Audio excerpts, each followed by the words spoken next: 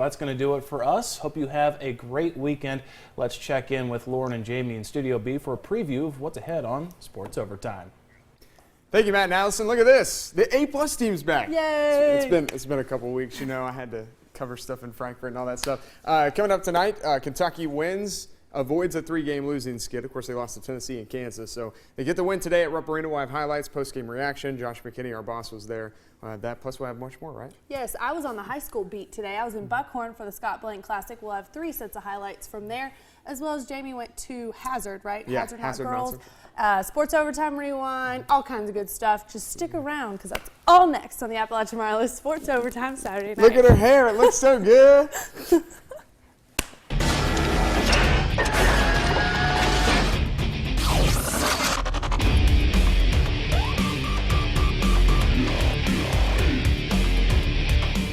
They don't want you to do the show, so we're going to do the show, right? Major key right there. The Appalachian Wireless Sports Overtime Saturday night is on your television set or computer. I am Jamie McCracken. She is Lauren Cash. We are the A-plus team. Yes, we are. Kentucky and Louisville at home today. Super Bowl 50 tomorrow.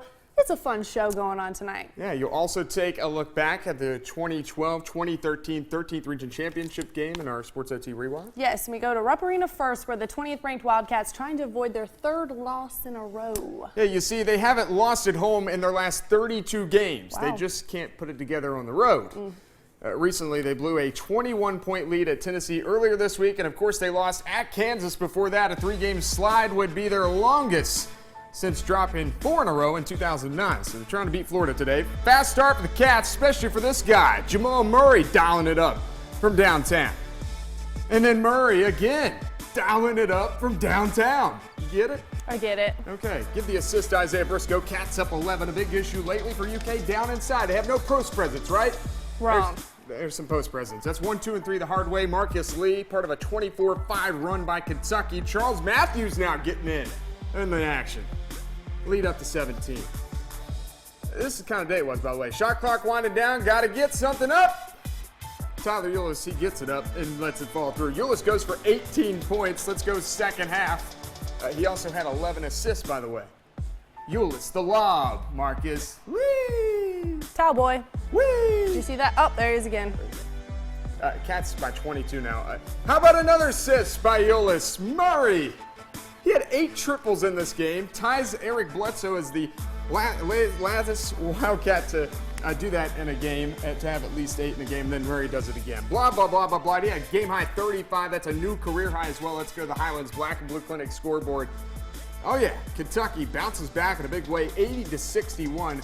So has not lost 3 in a row under head coach John Calipari. Now 32-7 in bounce back games after a loss. Josh McKinney, our boss. What up? And what has developed into one of the better rivalries in the Southeastern Conference. Number 20 Kentucky and Florida played to a lopsided finish Saturday afternoon, thanks in large part to Jamal Murray, who made 8 3-pointers and finished with a game-high 35 points. But Jamal Murray stole the show overall with his ability to make shots. I think he's still open right now. Never been a part of anything like that. Very, very discouraged. It's like we didn't know that he was a good shooter. He was unbelievable. He can really, really shoot it, and they do a good job of getting him open. I thought Jamal, other than 2 or 3 plays that he just can't help himself, the way he played was really good. We're trying to get Jamal that either catch it and take the thing to the rim. Any inside-out pass to him, we're telling him shoot it. Don't hesitate. If it's inside and it comes out to you, let it go. If you're coming off a screen and you want to drive it coming off a screen. We're trying to tell him, do not back it out and do, the and one tape. You just don't play that way. You don't get by anybody. It's an offensive foul. It's a turnover. Just off a screen, catch it and go, which he was doing better today. Now, something that may have been lost in the Jamal Murray show was the play of sophomore point guard Tyler Ulis, who finished with 18 points, 11 assists, and just 2 turnovers as Kentucky won its 33rd straight game here at Rupp Arena, 80-61. Over the Florida Gators. Reporting from downtown Lexington, Josh McKinney for Sports Overtime Saturday night.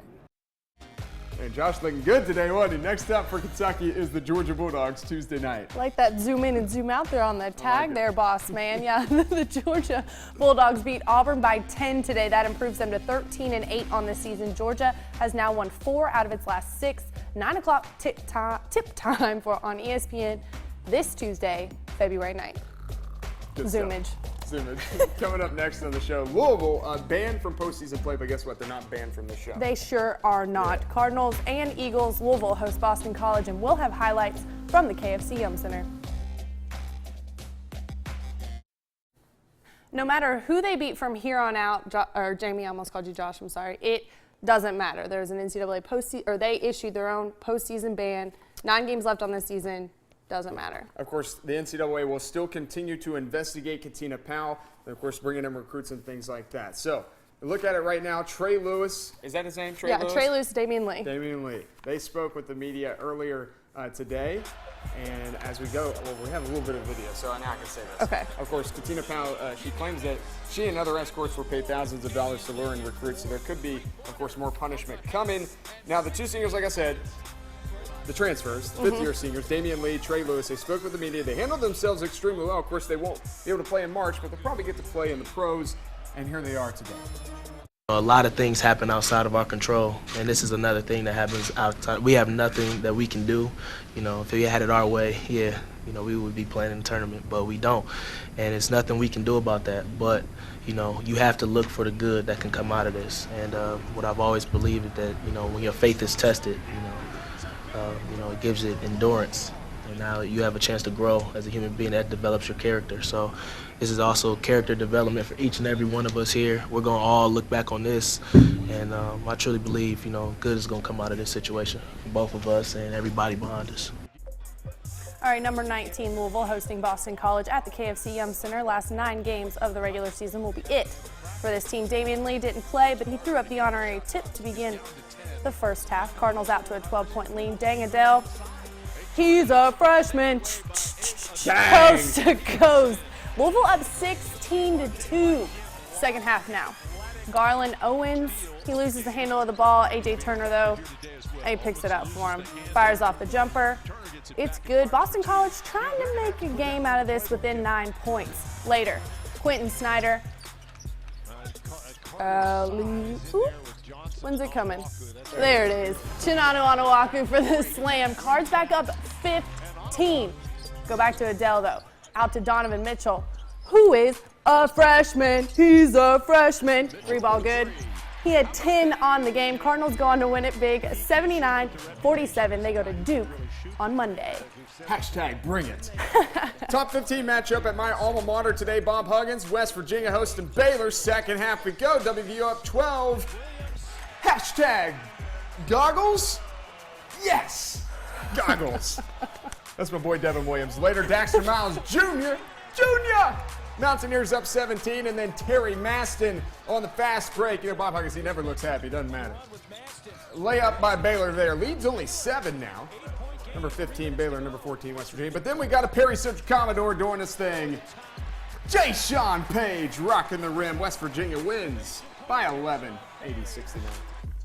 Number 23, South Carolina at number 8, Texas A&M. Second half, A&M up 2. Daniel House from the wing puts them up 5 right there with that 3-ball.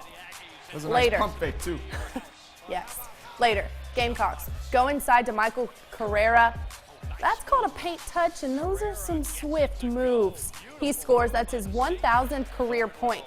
I mean, Gamecocks came to ball. Sindarius Thornwell now drives baseline for the layup. 25 points, 9 assists for Thornwell. Aggies, though, won't go away. Alex Caruso speeds up, drives in for the layup, and 1. South Carolina, though, up 1 after the free throw. 4.6 seconds left. A&M inbounding the ball. Possibility to tie the game. That's a turnover off your foot. South Carolina with the upset. First win over a top 10 team on the road since 2006. All right, let's go to the Highlands Black and Blue Clinic scoreboard. Mid-South Conference basketball. Shawnee State gets the win over the U-Pike women, 93-75. U-Pike women now have dropped 3 straight. Meanwhile, the U-Pike men The number 4 Bears get the win 75-68. Jackson Hussey with a game high 21 points. Staying on the scoreboard, the Cumberland's doubleheader at Georgetown. The Cumberland's women lose a close one, 69-67 to Georgetown, while the Cumberland's men win the close one at number 2 Georgetown, 86-83. Union also in action with the doubleheader. Milligan traveling to Barberville. The Milligan women ranked 21st, 95-88 over the women. The men, 101-85. Let's go to your alma mater now. Let's do it. In Bowling Green, Dab. WKU, the Lady Tops, taking on UTEP Lady Miners. First quarter, Ivy Brown up and in. What can Brown do for you? Get the lead, 6-2. That's what she can do. Later, Kendall Noble gets the rebound, throws a Hail Mary pass. You like that? Brandon Dowdy on the court. Tasha Brown, 7-point lead for the Tops. Lady Miners still in it though. Star Breed Love, what a name. Great speed, good finger roll, 22-13. Lady Tops, they still lead this game. They're staying in the first half. Brown, she dominated. It's hand down, man down. 30-20, Lady Tops. 21 first half points there. Lady Miners still playing, another Lady Tops turnover, and that's not good. And it's only a 6-point lead now. Second half, UTEP gets a run going. It's now 54-50. Fourth quarter, Taylor Brown gets some. Lady Tops up 3, then WKU down 3. Ima Akpin, that's up and in. She came off the bench. Nice spark, 73-72 UTEP, back and forth game. Brown on the breakaway hits a wide open layup there. Tops up 1, but this game belonged to UTEP. Time winding down. Give Lulu McKinney the 3 ball. Lady Miners rally for the win, 85-78. This was a solid block of highlights because we got our alma maters in there. That was. Except I read my alma mater. You didn't read yours. It's all right. I sat and watched and enjoyed it. Okay. Later in this show, we will preview Super Bowl 50. Yes. What else do we have? That's what we have. Jeff Honeycutt and Not Central. Number 5 in the Mountaintop 10 right now. They went to Hazard to take on the Lady Bulldogs. Highlights next. Welcome back. The Not Central Lady Patriots are ranked 5th in our current Mountaintop 10. Yeah, they could be higher, but they have been kind of bad on the road, kind of inconsistent, really. All 7 of their losses are on the road today. They were on the road at Memorial Gym, right up the road, that is, to take on Hazard. Kristen Waugh and the Lady Pats coming off one of their biggest blowouts wins of the year over Owsley County. First quarter, Alyssa Muha with the steal. She going the distance.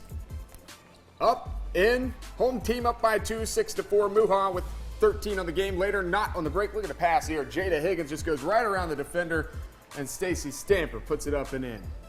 But then Destiny Walker does this. Go to work on Jada. 1, 2, 3 the hard way. She had 14 on the day. Still first quarter, not working it around the horn. Stamper from the corner. She goes for 17. 15 seconds to go now in the quarter. Ball is up. Steal by Fallon Sloan and Kristen Waugh. Not up 6 at the end of 1. She's really fast. Second quarter, Waugh.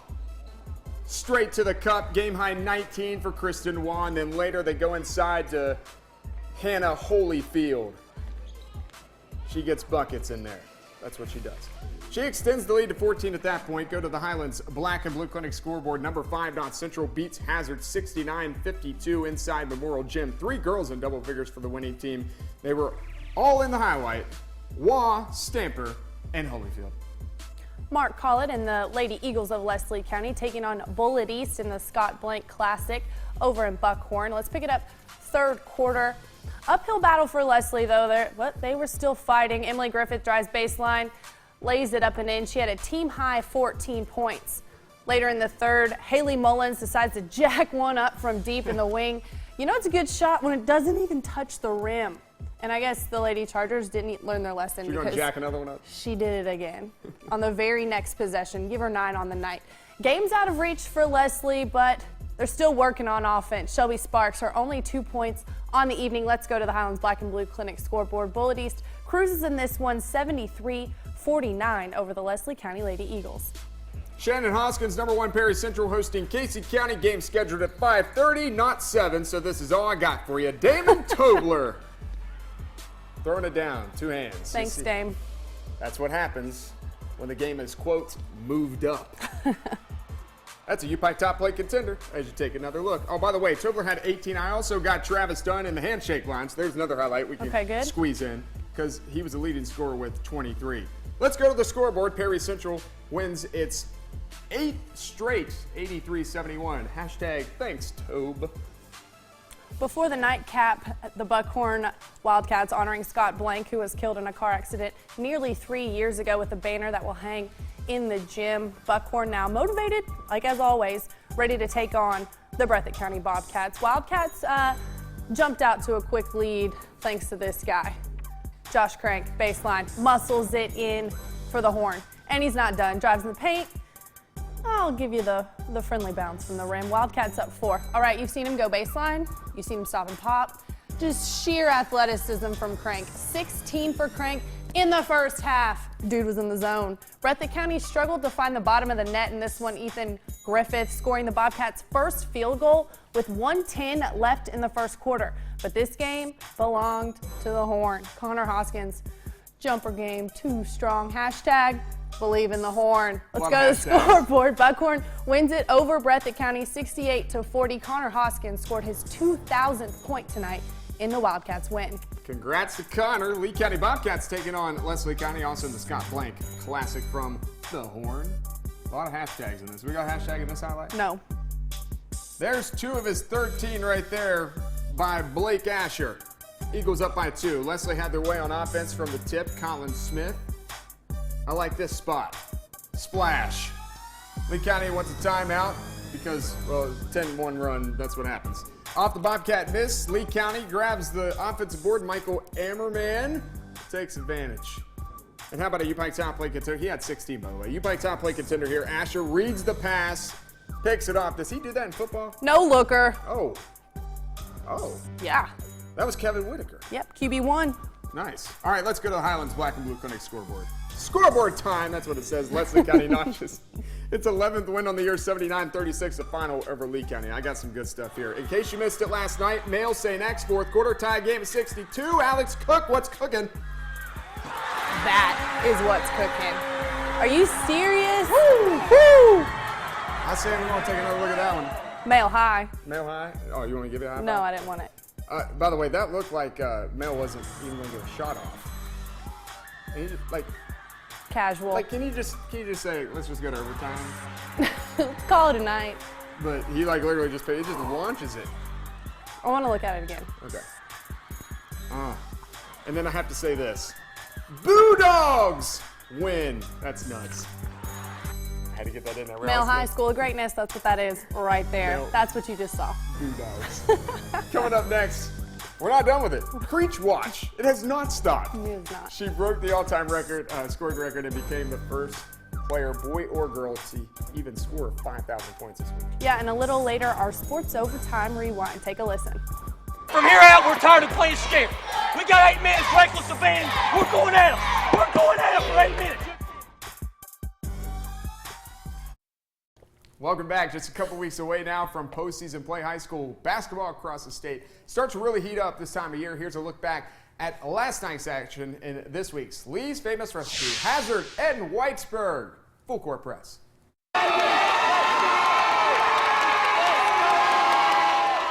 Rivalry night in the mountains. Friday night's high school basketball action included a couple of crosstown showdowns, starting with the WYNT Appalachian Wireless Game of the Week. Look out. Peyton Broughton throws it down, and he's now in double digits with North Laurel at South Laurel. South big man Caleb Taylor was just too much of a load inside, proving once again, if he's healthy, there might not be a big guy in the 13th region who can stop him. Cardinals sweep the regular season against the Jaguars. First win by 8, this one by 9. Right here in Hazard, it was Perry Central hosting its 54th district rival. The game went to overtime, and James Blair went for 24 points. And the most important shots he hit were during OT. These two will meet again, of course, in the first round of the 54th district tournament. The lights literally went out at Redbird. The Cardinals lost to OBI in the boys' game, but the girls' game is to be continued. Yeah, seriously, once they got the power fixed, there was another outage during the girls' game. In the 15th region, Belfry girls beat Lawrence County, and Allen Central boys got the 6-point win over South Floyd. And finally, the Cordia Lions celebrated their All-A state basketball championship one last time for the Lotts Creek community.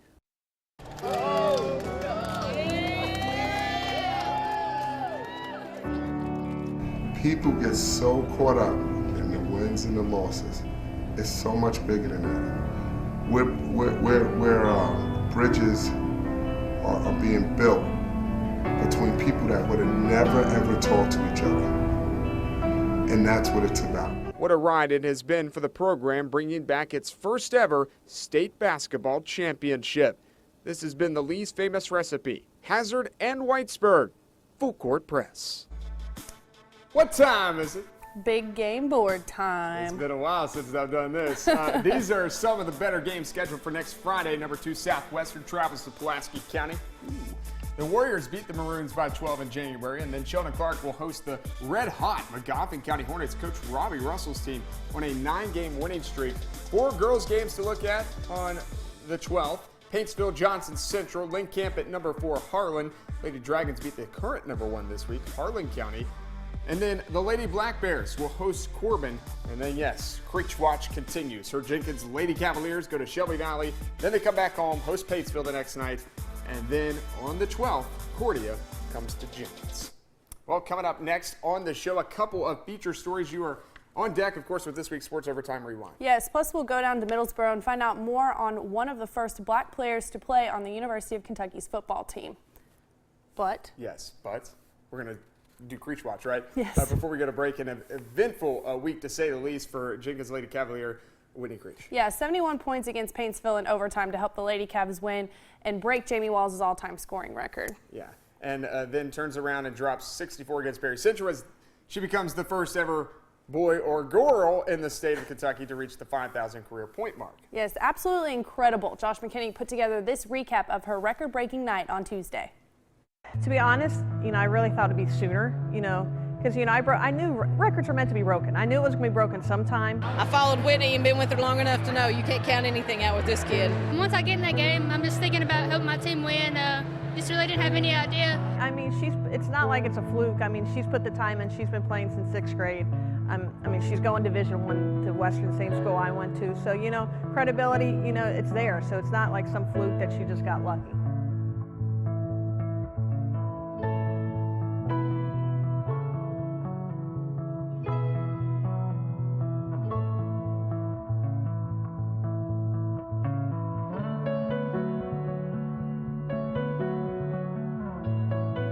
It's been tough for her, I think, because she just wants to win. And she's kind of wanted to get it out of the way, I think, so we can get focused back on winning. She's a competitor, and I think she would be willing to sacrifice all that to win games.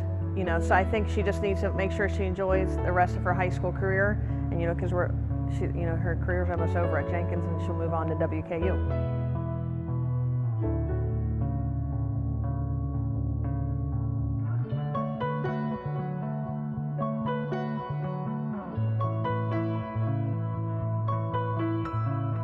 I scored, and when I hit that mark, coach looked at me and told me I got it, and then the fans started cheering. So at that point, I knew I had it.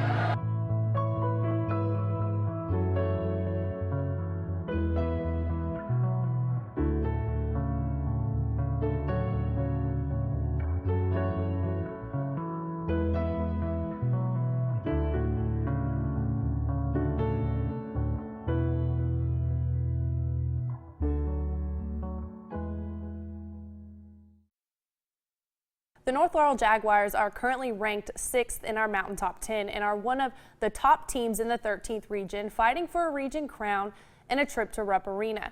2012 was the last time the Jags reached the top of the 13th region, and it took overtime to top the Clay County Tigers. Check it out in this week's Sports Overtime Rewind. It was a season of firsts for the North Laurel Jaguars, their first year for Brad Sizemore as the head man over the Jags, and it was also their first ever region championship. The 2011-2012 season was a memorable one, to say the least. North Laurel reached the 13th region championship game back in 2010, but lost to Corbin. Jump 2 seasons later, the Jags found themselves back in the region final, this time with their all too familiar district opponent, Clay County. The Tigers got the best of the Jaguars in the regular season in Manchester. Clay County rocked North Laurel by more than 30. In the district championship game at North Laurel, the Tigers once again bested the Jags, this time by a narrower margin, only 7 points. North Laurel blew by Middlesboro in the first round and edged out Knox Central in the semis. And standing between them and their first ever 13th region crown, none other than the Clay County Tigers. The Jaguars were set to make their 5th appearance in a region final game. Clay County trying to get back to state for the first time since 2001. Clay County led the majority of the game and held a 9-point advantage early in the third quarter, with the Jags' leading scorers for the season in foul trouble, Marcus Carson and Jake Allen. But that didn't stop the North Laurel rally. North Laurel did not commit a turnover in the third quarter, and Kendrick Henson provided a spark off the bench that changed everything. Hey, look at me. 8 minutes. 8 minutes to promised land. You hear me? Look, step up and make a play right now. Okay? Step up right now. I got 3 minutes. North Laurel's defense held Clay without a field goal for the final 5:56 of regulation. A Jake Allen heave at the buzzer doesn't go, so we go to overtime. Henson set the tone right off the tip.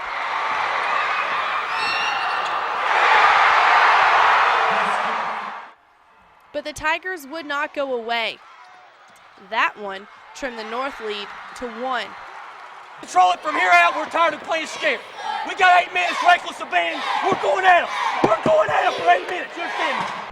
North Laurel was only 5 of 15 from the free throw line in overtime. That allowed Clay to hang around. Carson went 1 of 2 from the line with 5.7 seconds to go, giving North the 2-point lead.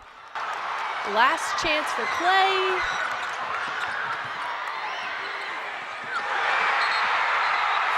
Game over.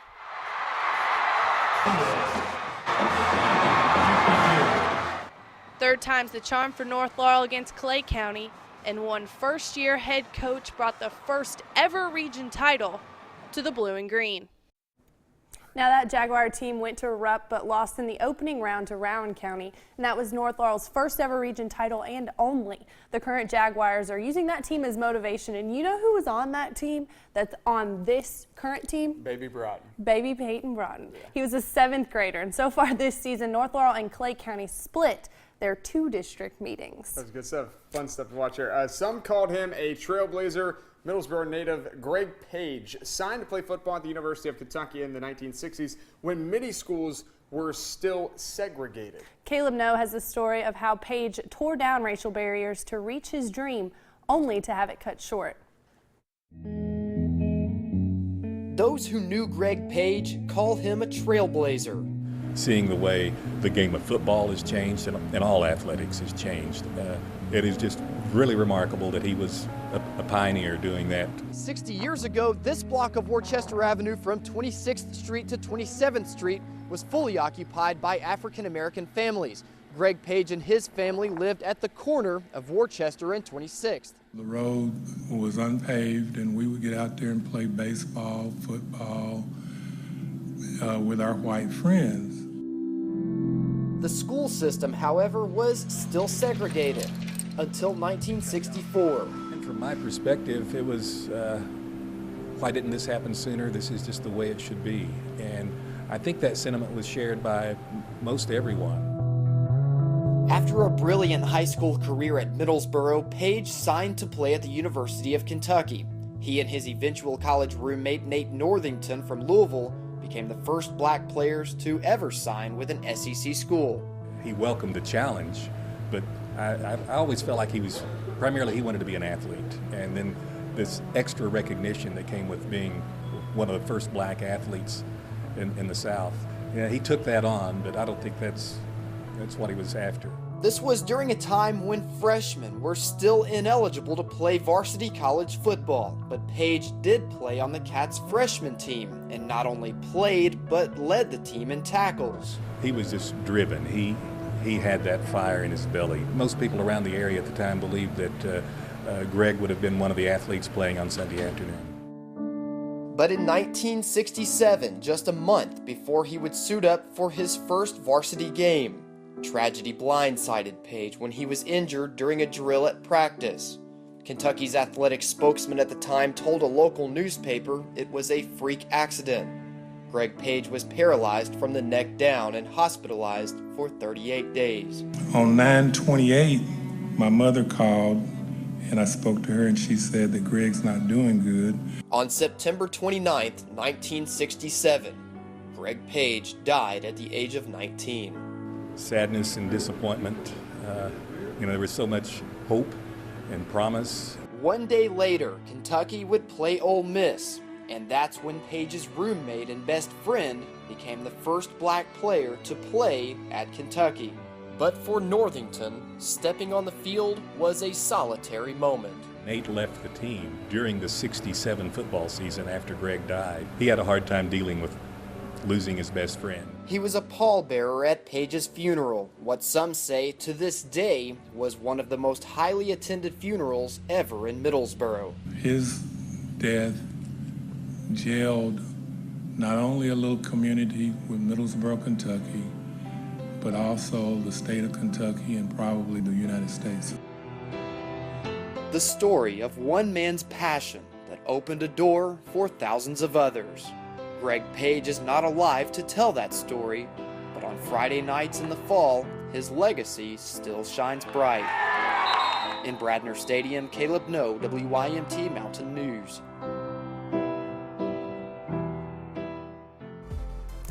That was awesome. Phenomenal job by Caleb right there. Thank you for sharing that with us. Up next on the show, a kind of decent big game going on right here on WYMT tomorrow. Yeah, that's right. We'll preview Super Bowl 50 and name this week's Play of the Week.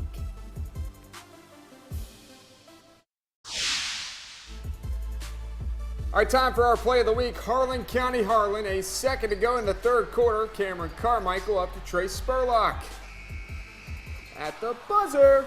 Buckets. I'm trying to figure out, we're going to watch this again. Look at the top right. There's 1 second on the clock. Do you really think you can do this in 1 second? Trey Spurlock can, and he did. Okay, well, see. Watch. 1 second. 1. 1. That was not 1 second. He totally got it off. 1 Mississippi. 1. Okay. Trey Spurlock. He be sniping kids on Call of Duty, and he snipes kids with the buzzer beaters right there. Look at that. The Blackbirds would end up blowing out that game, by the way.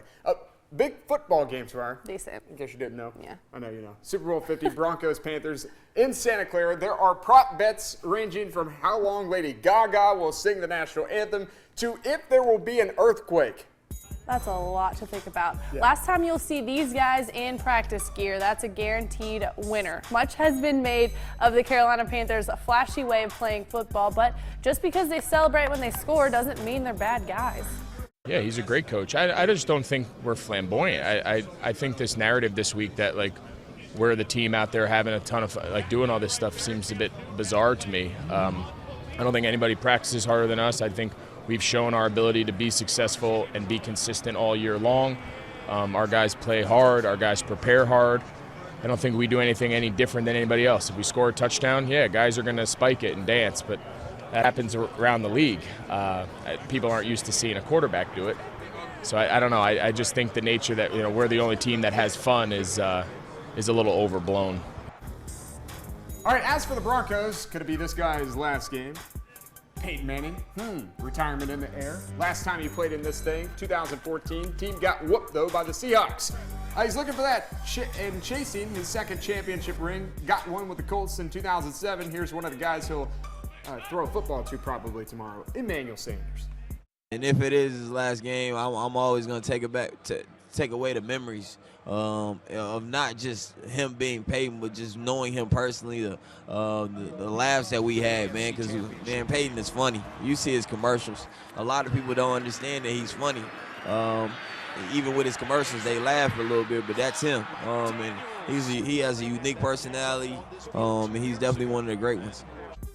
Former Kentucky Wildcat Wesley Woodyard played in the bowl on the 2014 Broncos team that was blown out by the Seattle Seahawks. Just one former Wildcat in this Super Bowl, Danny Trevathan. Woodyard was at the Kentucky game today and told us he's talked to Danny and isn't worried about him performing under the big lights tomorrow. Well, I kind of let him.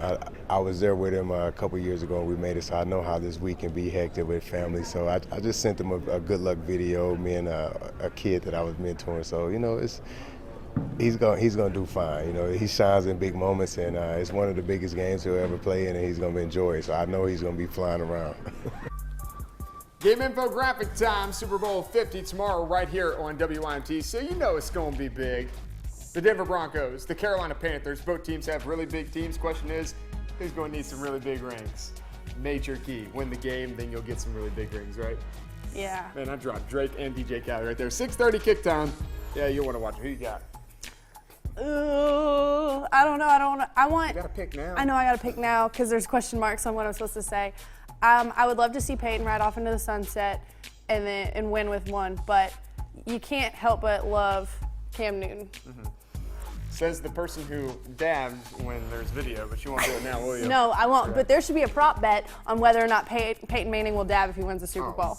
No. Can you think? I think he would do it. I don't think he would do it. Carolina's winning this game. Yeah, I've got Carolina too. I like the thing that you said though. It would be cool to see Peyton go out in the sunset because a lot of people criticize him because he only got one Super Bowl and Tom Brady's got a gajillion. But people don't talk like that, Jamie. Okay, well, blah blah blah. All right, what we got coming up next week? A lot of stuff. I know Kentucky's plays Georgia at home Tuesday, and then Saturday they play at South Carolina. We've got a game of the week on Tuesday with Harlan at Bell County. Oh yes. And then after that, it's back on the road for the Cats as they travel to South Carolina. Did you already say that? Yeah. Okay. All right, are you gonna? You're allowed to enjoy the show, or I hope you're allowed to say that you enjoy the show. What? Good night. Just play the music. I gotta go. Searching